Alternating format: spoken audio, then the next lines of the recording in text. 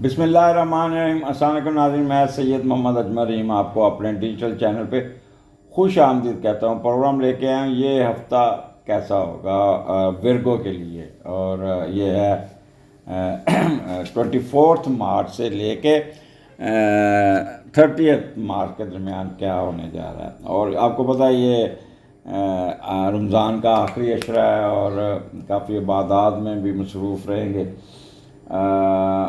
Virgo आपका जो 24, 25 पहले 2 दिन मून छठे घर में एक्वेरियस में है और ये दोपहर को यानी कि आफ्टरनून यहाँ पे आएगा। उससे पहले कैप्रिकॉर्न 5वें घर में होंगे तो 12 बजे तक तो बड़ा हल्ला गुल्ला मौज मस्ती होगी, लेकिन 12 बजे के बाद फिर एकदम संजीदा होना शुरू हो जाएंगे, अपने काम की तरफ तवज्जो देंगे अपनी तरफ।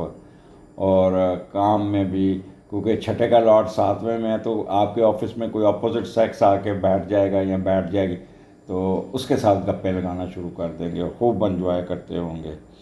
और आप रमज़ान का महीना हाथ थोला रखना, उसके ऊपर ठरक झाड़ने की कोशिश मत कीजिएगा या फ्रैंक होने की कोशिश ना करें, उससे थोड़ी सी बदनामी, छठा घर है ना कोई एलिगेशन बदनामी या आपके हल्का भाव में चैम गोइयाँ शुरू हो सकती हैं। तो एक लिमिट में रह के उनके साथ आपने डील करना होगा। वो ख़वातीन जो ऑफिस में अपना कोई सेलेक्ट करती हैं शरीकियात, उससे अवॉइड कीजिएगा। कोई डिसीजन नहीं लेना आपने, वो आपको बेवकूफ़ बना रहा है, आप इसलिए बराए मेहरबानी उनसे दूर रहिएगा। एतबार नहीं करना, वो सिर्फ आंधा यकीन एतबार करके सब कुछ लुटाना। वो ख़वातीन जो अपने को वर्कर के साथ मोहब्बत करती हैं और कि उनसे शादी हो जाए, इससे वो खाम ख्याली होगी। इस मामले में आपने केयरफुल रहना होगा। अब छठा घर आपके अंकल आंट्स का है, उनके साथ भी आपकी होगी, काम में बड़ी मसरूफियत रहेगी, बड़े अपना ज़्यादातर आप टाइम अपने वर्क प्लेस पे गुजारेंगे और अपने रुके हुए कामों को भी ठीक करने में कामयाब हो जाएंगे।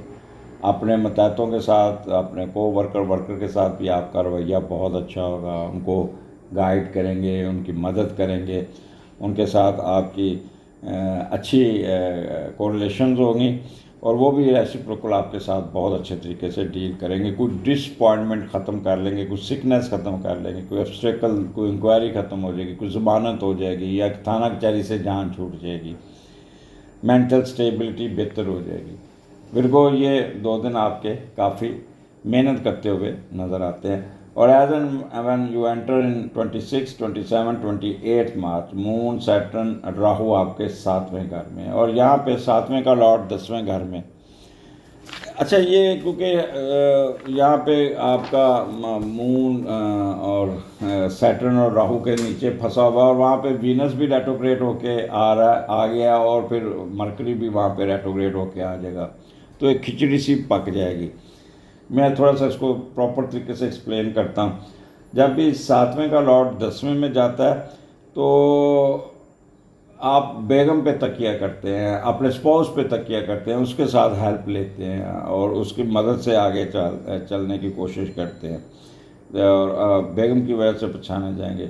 अब लेकिन क्योंकि ये माइनस है, आप जिस साथी या दोस्त पर तकिया करेंगे वो ही आपकी मुआशी व समाजी तरक्की में रुकावट डाल देगा और आपकी बुरी शोहरत का ज़िम्मेदार बनेगा। तो इसलिए ऐसा काम आपने बिल्कुल नहीं करना। आप यहाँ पे बड़े कर्ट होंगे, बहुत ज़्यादा मियाँ बीवी में ठीक ठाक उलझनों का शिकार होंगे, एक दूसरे पर फॉल्स एलिगेशन लगाएंगे, एक दूसरे के साथ उलझने की कोशिश करेंगे और आपका हर काम डिले होगा। आपका सफ़र होते होते रुक जाएगा, एयरपोर्ट पे पहुँचेंगे तो फ़्लाइट मिस हो जाएगी या ट्रैफिक में फंस जाएंगे। Time management is very important क्योंकि मरकरी भी रेट्रोग्रेड होके 8वें घर से इधर आ रहा है तो लिहाजा आपका मैदा ख़राब रहेगा, चौक हो जाएगा, या तो आपकी डिसेंट्री हो जाएगी या सवीयर किस्म की कब्ज़ होगी या तजाबियत होगी मैदे में और आपको किसी अच्छे गैस्ट्रोलॉजिस्ट के पास जाना पड़ जाएगा। इसलिए अपने मैदे का बड़ा ख्याल करना होगा आपको। उसके बाद सैटर्न आपके मैदे को चोक भी कर सकता है, कमर में दर्द रहेगी ये भी आपका और मोड़ों पे असर बोझ बढ़ेगा। मियाँ बीवी में पहले बताया कि एक दूसरे पे फॉल एलिगेशन, और this time is very crucial for pregnant women's.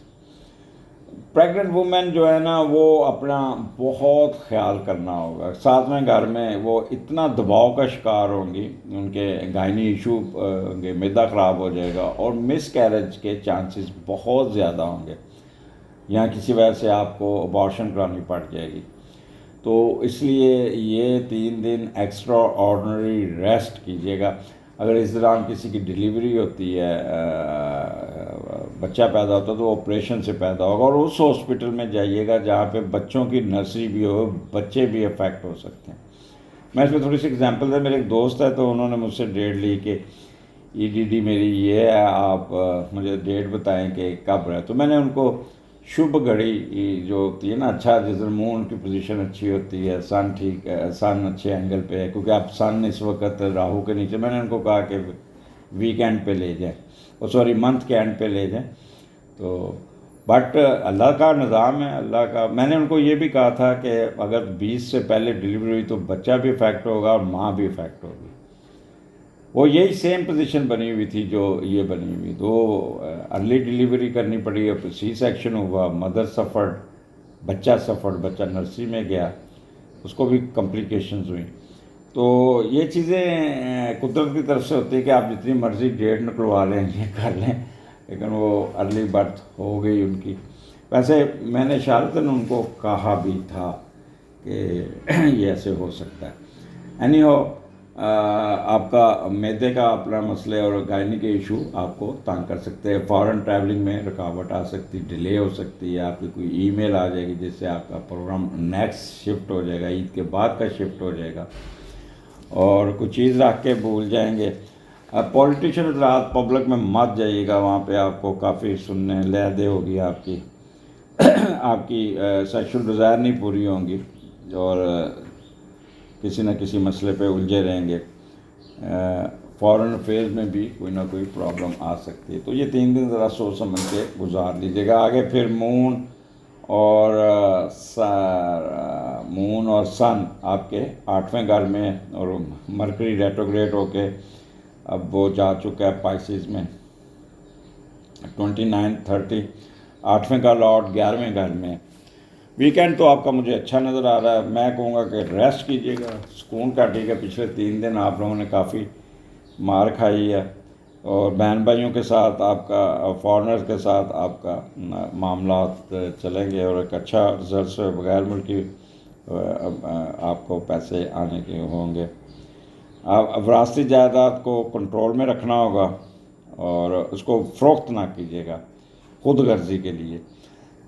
तो ये चीज़ें आपको ख्याल, आपको केयरफुल है। ओवरऑल यहाँ पे किसी किस्म की नेगेटिविटी नहीं है। रेस्ट कीजिएगा, सैर सपाटा अपना क्या कहते हैं, कोई कर्जा उतारने में भी कामयाब हो जाएंगे, कोई स्पाउस की तरफ से भी ठीक ठाक पैसे मिलेंगे। जय बेगम पक से पकड़ो, शॉपिंग करो जाके, यहाँ आपका स्पाउस आपको हेल्प आउट करेगा शॉपिंग में। बच्चों के कपड़े ये वो लेते हुए नज़र आते हैं। मख्फी रूम में भी बड़ी दिलचस्पी रहेगी। ट्रैवलिंग आपकी बड़ी अच्छी हो जाएगी। यहाँ पे आपकी जो इमिग्रेशन वाली ट्रैवलिंग है उसमें बड़ी पेशरफ्त रहेगी। कोई हिडन वेल्थ आ जाएगी, लेगेसी में इजाफा, और ये आपके स्पाउस का अर्निंग भी है, तो स्पाउस आपको बहुत हेल्प आउट करता हुआ नज़र आता है। तो विरगो एंजॉय कीजिएगा। अगले हफ्ते आपके फीडबैक का इंतज़ार रहेगा। अगले हफ्ते फिर मुलाकात होगी। अल्लाह हाफिज़।